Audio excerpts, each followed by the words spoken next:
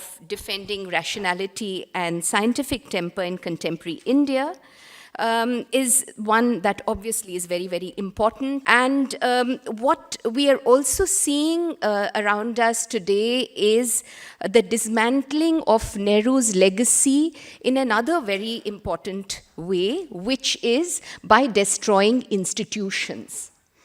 And particularly the destruction of educational institutions, the way in which, say, the NEP has been pushed, the way in which textbooks are being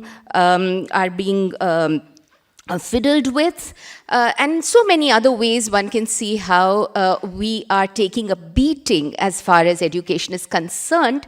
And that is going to be one of the biggest problems that we face, because if we do want to inculcate scientific temper, if we do want that this Nehruvian legacy that we have of defending rationality and science in the modern world, and which allows for a meaningful life for the citizens of India in the present and the future, then we have to ensure that our institutions are very strong. And by destroying educational institutions, this is something that is seriously, affecting this Nehruvian legacy that we've had. I would like to focus on the discipline of history. And while it is true that what Gohar has said about how in the pre-modern times or in the past, we do not really have an equivocal assertion of scientific temper, of upholding science and questioning to the core ideas and concepts and so on, we do have instances that allow us to look at the way in which, for instance, rationality is given so much of importance, right? So the way in which history then allows us to look at the way in which we do have strands, we do have streams of thought which have privileged rationality, which have privileged reason with all their limitations, but nevertheless have given enough space to such ways of thinking, such ways of thought, is something that is very important for us to do. And Nehru himself, even though he does say when he talks about Indian philosophy and religious ideas and spirituality and so on, that there's so much of waffling, and he actually uses words of this kind, that it's very hazy, and there's so much of confusion that seems to be there in the kinds of ideas that are being presented in the great texts. He nonetheless argues that it is important for us to look at the past. And the reason why it is important for us to look at the past is that the present carries a certain understanding of the past, and we need to ensure, or we need to pave the way for a scientific way in which we look at the past. We need to use certain kinds of methods that allow us to look at the past in a meaningful manner, which has value for the present and equally has ramifications for the future that we envisage. And in that sense, I quote from The Discovery of India, where Nehru says, "The past becomes something that leads up to the present, the moment of action, the future something that flows from it, and all three are inextricably intertwined and interrelated." Now, Nehru's avowal of the past is not the kind that we see today, where you have an ideologically motivated false consciousness that is promoted by the powers that be of everything. So Hinduism existed from 5,000 years ago, 10,000 years ago, etc. And then, especially when it comes to scientific knowledge, we are told that everything happened in the ancient past. We had aviation technology, nuclear science, plastic surgery, etc. This is not the kind of avowal of the past that we find in Nehru. What he talks about is the way in which we need to understand processes, contexts, continuities, but also transformations that occur. And it is in that sense that the attack on the discipline of history is a great challenge for us in these times, and that is where we also need to then fight back. We need to assert and ensure that the methodologies that we follow as historians, as professional trained historians, that these are not undermined by the WhatsApp histories. These are not undermined by those who claim that they are not writing WhatsApp histories, but very much go along the same golden road as the WhatsApp histories, and so on. So we need to really challenge these kinds of interpretations which only seek to glorify and do not seek to look critically at historical processes. There are three digits that I will focus on. One is the issue of rationality, which I've already alluded to, and the way in which it evolves in the homegrown philosophical tradition that Nehru pays great attention to in the discovery of India. The second being the quest for equality, dignity, and fraternity within movements, largely spiritual, religious movements in the pre-modern past. So again, as was said earlier, there were limitations. The idea of equality is not something that is far-reaching or that has a far-reaching impact, but nevertheless it is something that is there in these movements. And the third digit that I would like to focus on is the celebration of unity without forsaking diversity. Or perhaps if we look at it from the other side, the celebration of diversity while we remain cognizant of the uniting civilizational threads that existed in the past. As a historian of ancient India, of early India, I will focus mainly on this broad time period, which is quite a huge time period indeed, of almost 2 millennia, which allows us to engage with the rich, pluralistic, even contested terrains that the past reveals, which have a bearing on our present, and equally importantly, as I've mentioned, especially for Nehru, the future. Now, reason and rationality, we find, is quite interestingly dealt with in early Indian philosophy. Now, some people would like to see reason and rationality as always being there in ancient Indian traditions, that in the Vedas itself we can see the quest for truth, for knowledge, etc., which has been interpreted as rationality. This idea that, you know, the way in which a Western definition of rationality is given is not something that we should follow, and so on. This is really something that is not borne out when we look at the sources. As someone who has studied the Rig Veda and other texts, one thing is very clear, is that there is questioning. There is a curiosity. In fact, that is what Nehru talks of. And he says that these, there are hymns that are there in the Rig Veda that demonstrate curiosity. Curiosity about creation, curiosity about life and death, curiosity about where the waters come from, what happens to us after we die, and so on. For Nehru, in the discovery of India, this is the beginnings of rationality that we see, but it is not reason and rationality that is actually demonstrated through the early Vedic discussions on creation or life or death or existence. The Upanishads have again been texts that have been talked of by various people as being the fount of knowledge, whether it is Ram Mohan Roy, whether it is Rabindranath Tagore. Many of our stalwarts of modern India, many of the leading intellectuals and figures of modern India have always looked towards the Upanishads as the fount of all knowledge.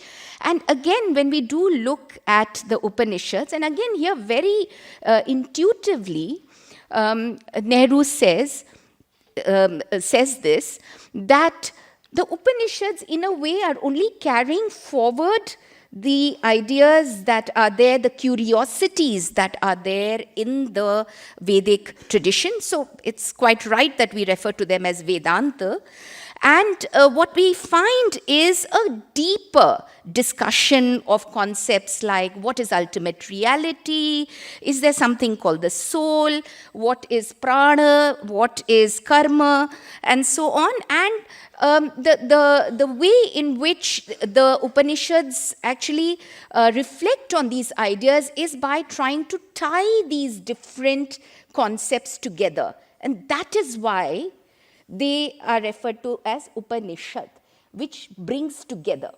It has been wrongly interpreted. Very often we hear this. Upanishad means it refers to the student coming close to the teacher.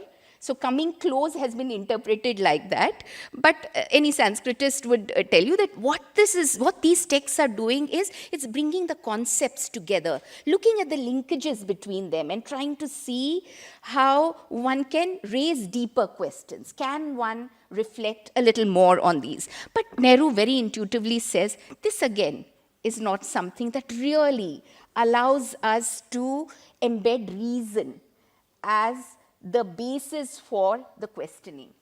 You can see this where in the Upanishads, one of the greatest Upanishadic thinkers is Yagyavalkya. When he is asked questions that he cannot answer, what does he do? He says, your head will break into 1,000 pieces. Right? So clearly these are texts, even though they do have a lot in them that are quite delightful, in terms of ideas, in terms of what they present to you. The turn of the language in presentation, all of this is absolutely fascinating, but these still don't come to that point where they try to instate rationality, where they have reasoning as the process for the instation of rationality, as Steven Pinker would put it. You don't really have that over here in the Upanishads. It is with the Buddhist and the Jain and Shramanic traditions and various other philosophical traditions that come up in the mid-first millennium BC, 2,500 years ago, that we actually find reason and rationality becoming visible to us as principles for raising questions, for critique, and also for arriving or for moving towards truth, towards knowledge, and the possibilities that these traditions open up for critique of the other and also of being critiqued by the other is something that is quite fascinating. If you look at the Buddhist literature, and the discovery of India actually has a couple of chapters devoted to Buddhism. And if you look at that critique, look at the Buddhist texts, the Nikayas, for instance, whether you look at the Digha Nikaya, Majjhima Nikaya, Anguttara Nikaya, what you will find in many of the stories, the Nikayas are written in the form of a dialogue. So you have the Buddha who will be answering some questions and so on. And very often you have a frontal attack on the Buddha. People come up and say that, what you are saying is absolutely incorrect. Defend this. How do you justify this? Are you saying that this is the only path, this is the only means to arrive at some truth, and so on. So the importance of critique, the importance of reason, the importance of rationality is something that is coming into its own at this point of time. And it is in two of the Shad-darshanas. We have these 6 schools of philosophies. 2 of the Shad-darshanas, the ones that focus on logic and metaphysics, the Nayayika and the Vaisheshika system, that we actually find a full-fledged understanding of how to engage in critical thinking. And here then we have treatises that are being written which talk about pramana, proof, the importance of proof. It talks about, we have the emphasis that is placed on measuring the nature of the proof, prameya. We have samshaya, the raising of doubt. We have drishtanta, provision of analogy, exemplification. All of these kinds of ideas that are being brought in to talk about how to reason, how to arrive at a rational position. There are medical treatises that begin to be written. And Devi Prasad Chattopadhyay, the well-known philosopher, in this excellent essay on science and philosophy in ancient India, it's in a collection of articles of his on Marxism and Indology. He says that it is especially in the medical treatises of ancient India, which continue into the medieval period, which continue to have, critiques and commentaries and so on, even in the early modern period. It is in the medical treatises that we actually find that rational methods, reason and rationality are of primacy, are of prime importance. Why is it that when we had these kinds of traditions, intellectual traditions, when we had a theoretical understanding of reason and rationality, that it does not come to roost on the center stage, is something that certainly needs to be thought about. But in the new kinds of histories, in the new kinds of evocation of tradition that we find in India today, where the past is being presented in a very stultified manner, the past is being presented in a very limited manner, it is important for us to also point out that there have been these traditions which have raised critiques, which have raised the importance of reason and of establishing a rational universe. And that is, I think, one of the ways in which we can visit the Nehruvian legacy. The second aspect that I would like to flag is equally important as far as Nehru's understanding of India is concerned as a maker of modern India, and it rests in the kinds of values that we find enshrined in the Indian Constitution that are sought to be eroded today. I've already mentioned this, that values of equality, fraternity, justice, etc.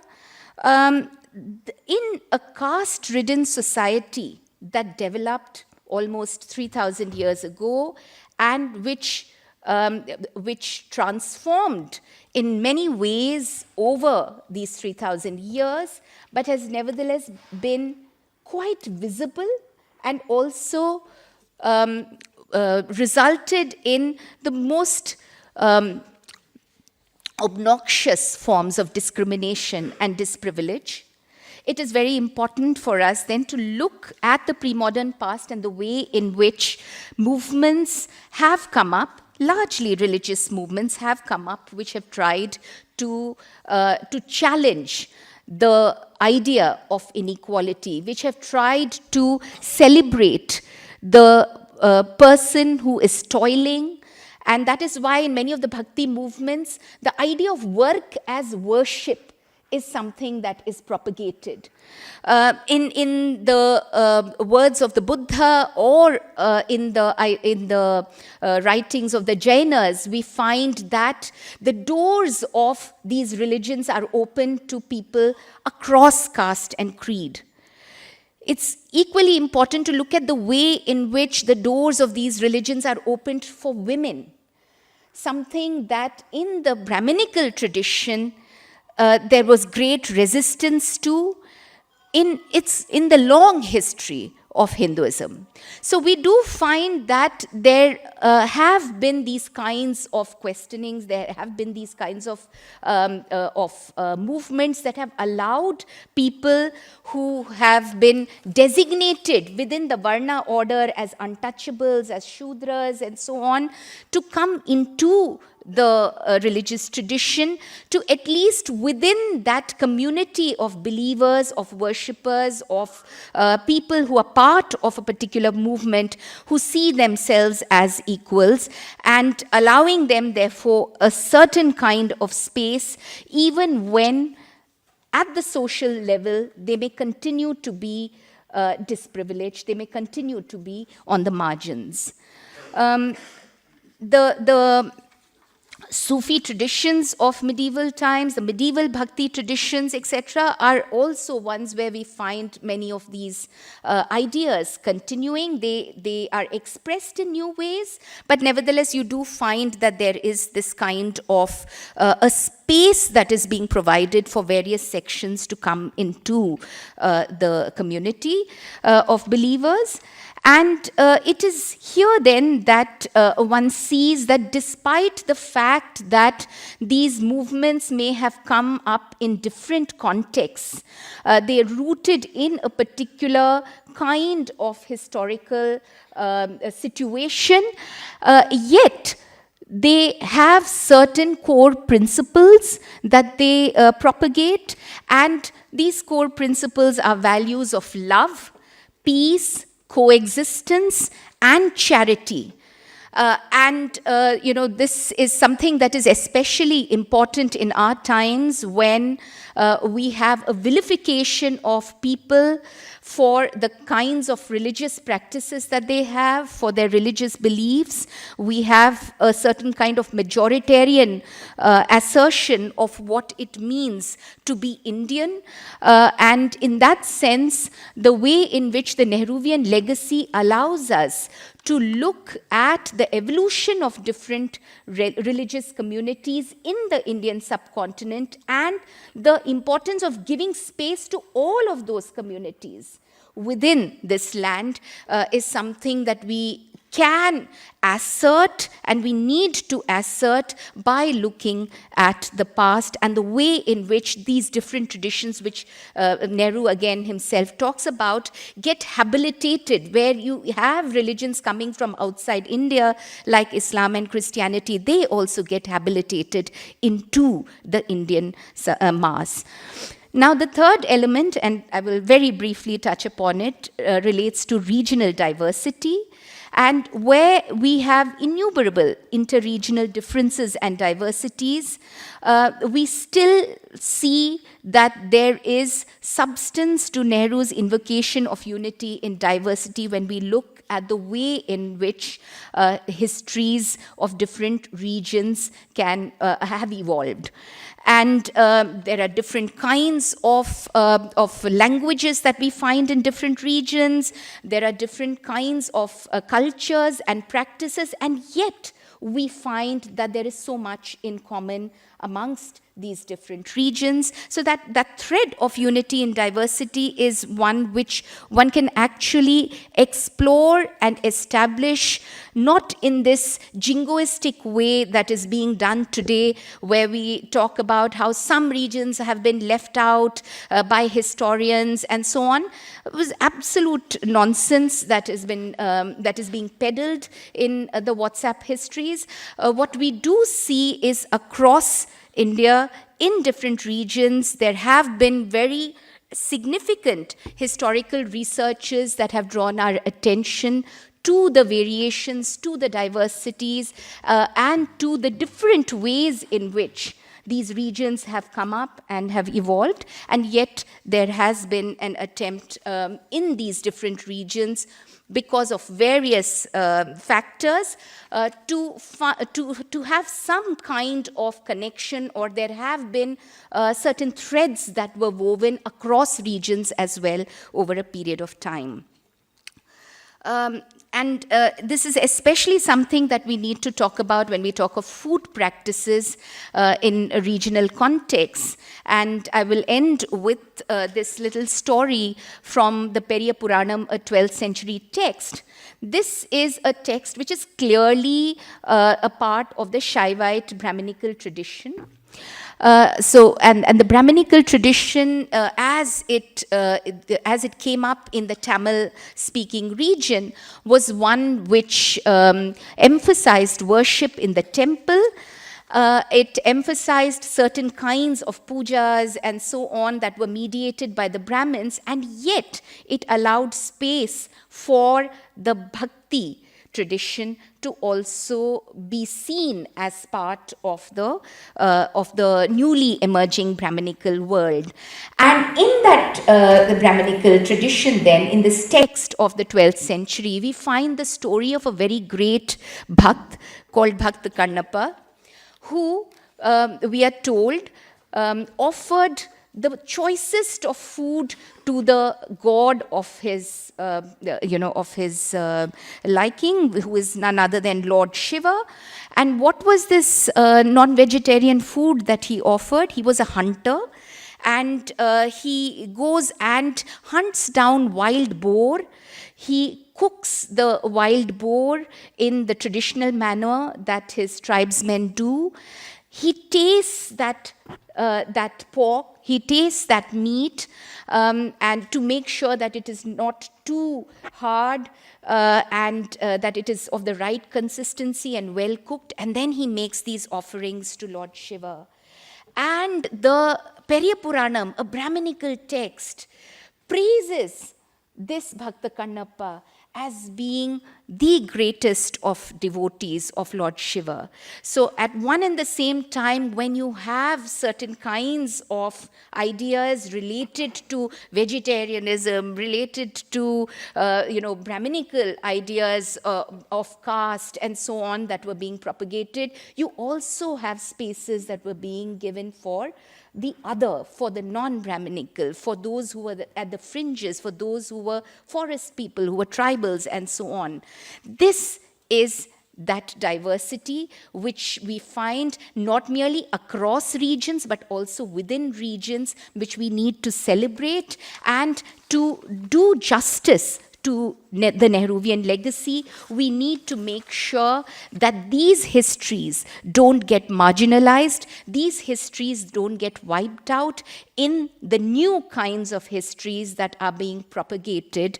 And this is one of the important ways then in which we would be able to bring Nehru's ideas, which have been so important in the making of this nation, continue to be relevant. Thank you.